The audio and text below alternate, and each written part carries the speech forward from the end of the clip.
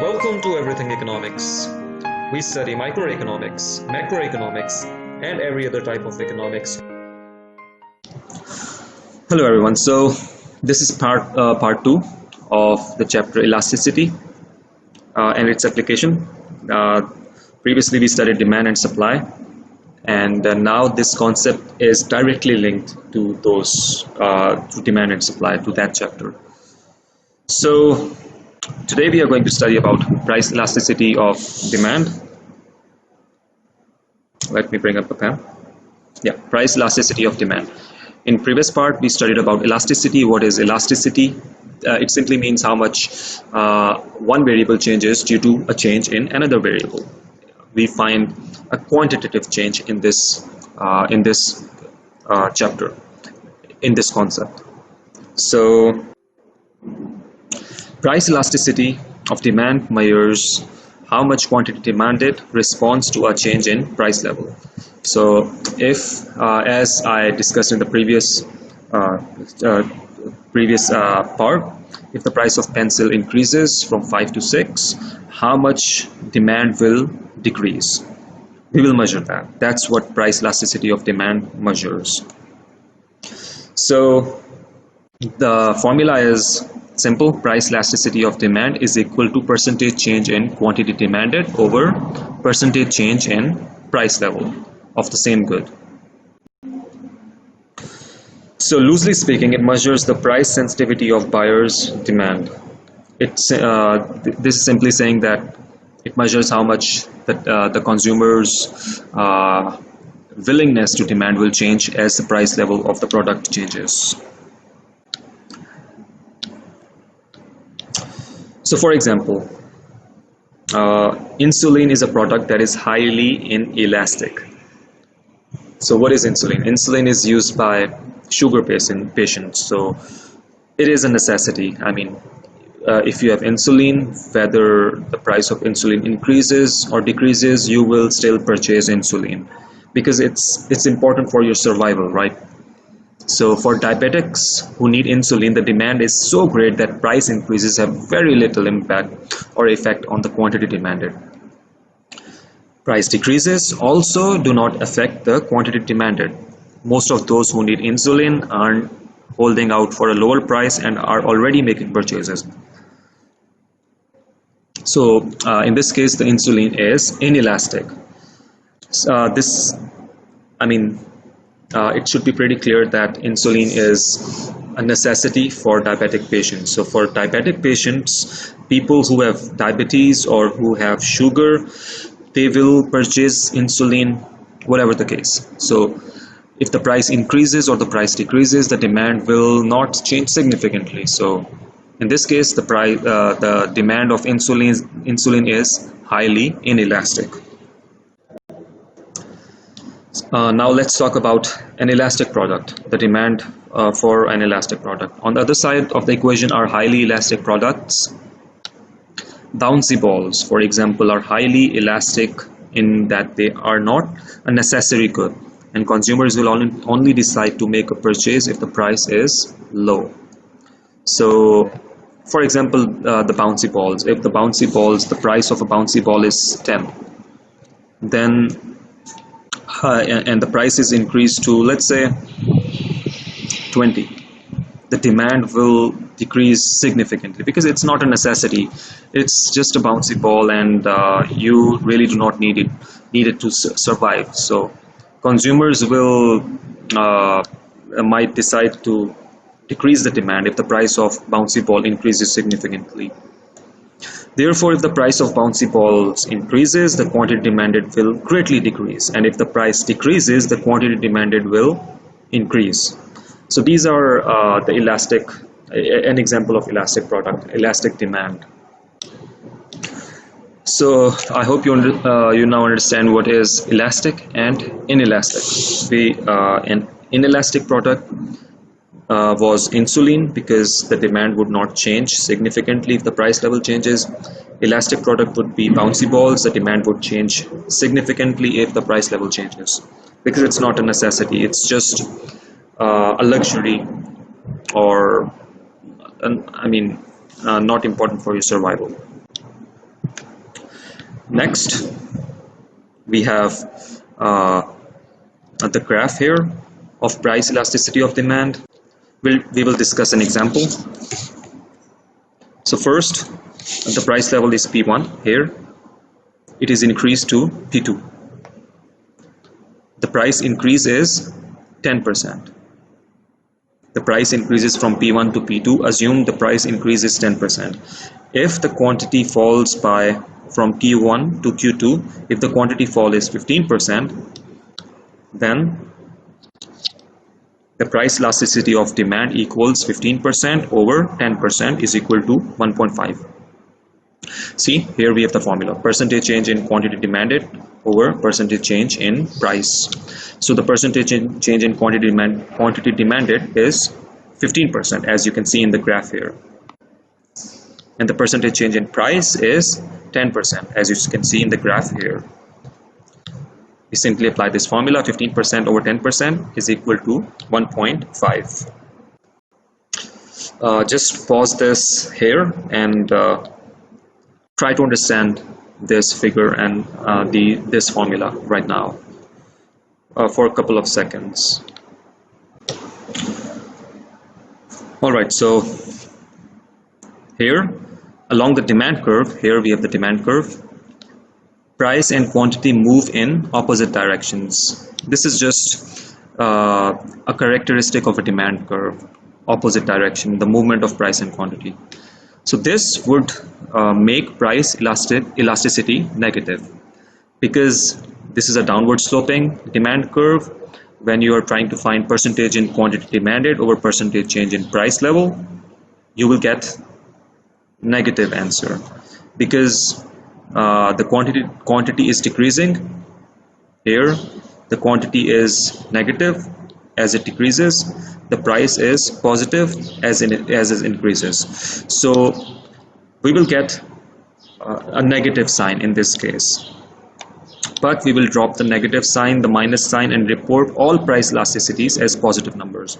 So whenever we are talking about price elasticities, we will always write elasticities as a positive number and not as a negative number. We will simply ignore the negative number, because it does not make any sense to have elasticities as a negative number. So as a rule of thumb, just ignore the negative sign and report the elasticities as a positive number.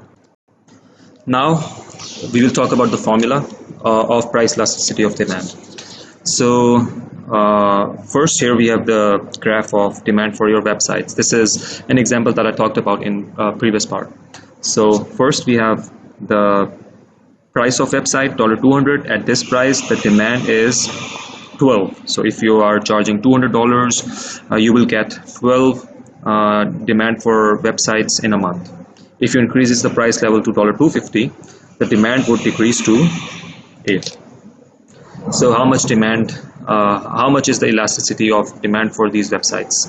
Price elasticity of demand, that's what we are trying to find out.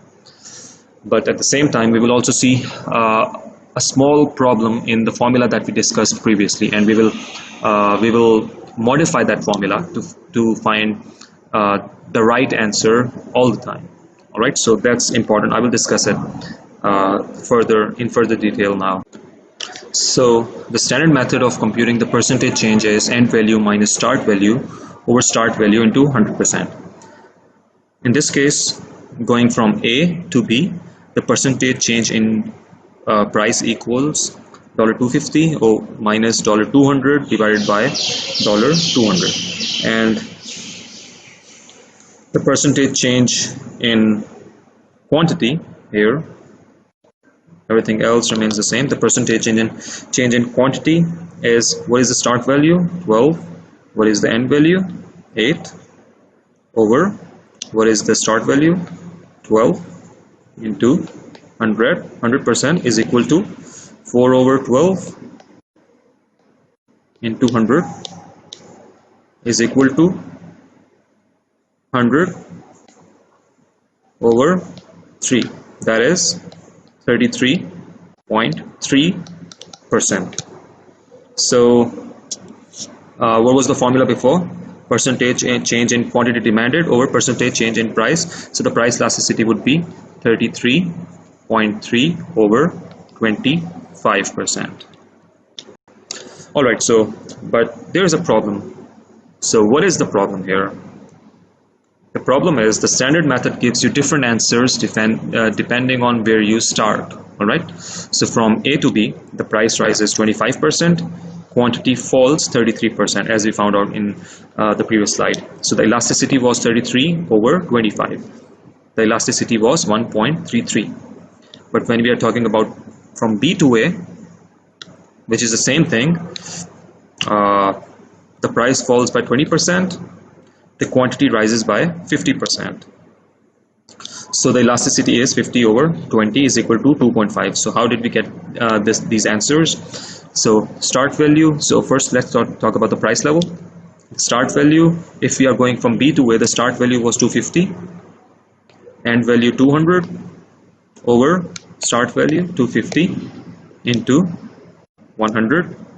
So how much that is equal to 50 over 250 into 100.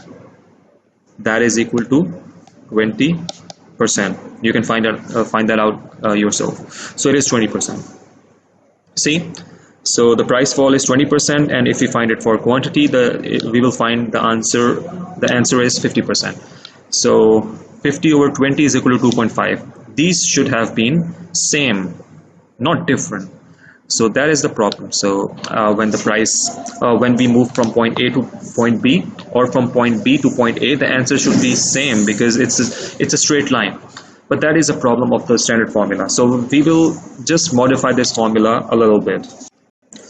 So to solve this issue, we will use the midpoint method, the midpoint formula. What this simply does is end value minus start value over midpoint. So the midpoint is the number halfway between the start and end values, also the average of those values. It does not matter which value you use as the start and which as the end. You get the same answer either way. So whether you move from point A to point B or from point B to point A, doesn't matter. If you use the midpoint here in the formula, you will always get the same answer. Let's check it out. Using the midpoint method, the percentage change in price equals 250 minus 200. The midpoint of 250 and 200 is 225. That is the midpoint. What you do is 250 plus 200 divided by 2 is equal to 225. That is how you find the midpoint. You just add the start and end point and divide that by 2. Sorry, this is overall divided by 2. So you get 225, and you multiply it by 100%, you get 22.2%. The percentage change in quantity equals 12 minus 8 over the midpoint is 10. In this case, you get 40%. The price elasticity of demand equals 40 over 22.2 is equal to 1.8. Here,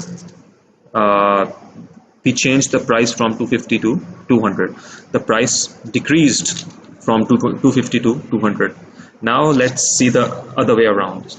So if the price increases, if it was other way around, we will get 200 minus 250 over 225.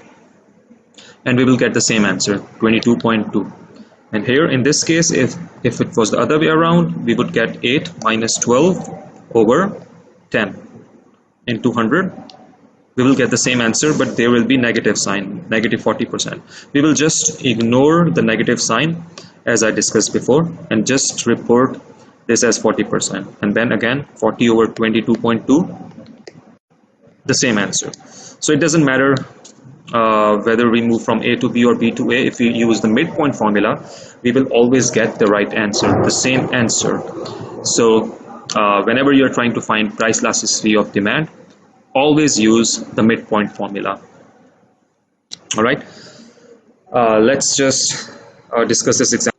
Use the following information to calculate the price elasticity of demand for hotel rooms.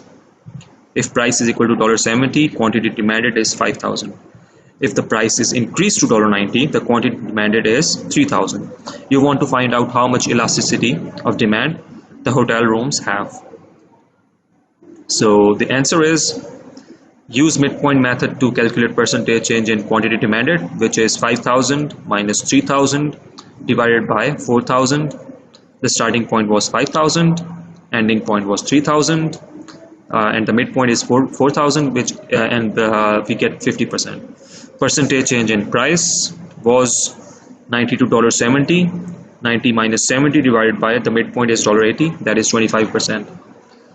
And the price elasticity of demand equals 50% over 20% is equal to 2%. So this is important right now for you to understand how to find this number. What is the meaning of this number we will discuss in next part, but right here, right now, you just need to understand how to use the formula to find price elasticity of demand. That is what we tried to do during this whole part. So this simply, let me review it in a very fast way, in a short summary. The formula is percentage change in quantity over percentage change in price. That is the formula to find price elasticity of demand. But first we need to find out percentage change in quantity demanded. To find that, we use this formula: starting point minus ending point over starting point into 100%. And similarly for price, we again use the same formula: starting price minus ending price over starting price into 100%. Once we have these values, we simply put them back here in the same equation, and we find out the price elasticity of demand. Just practice it. I will send you questions for you to practice as well.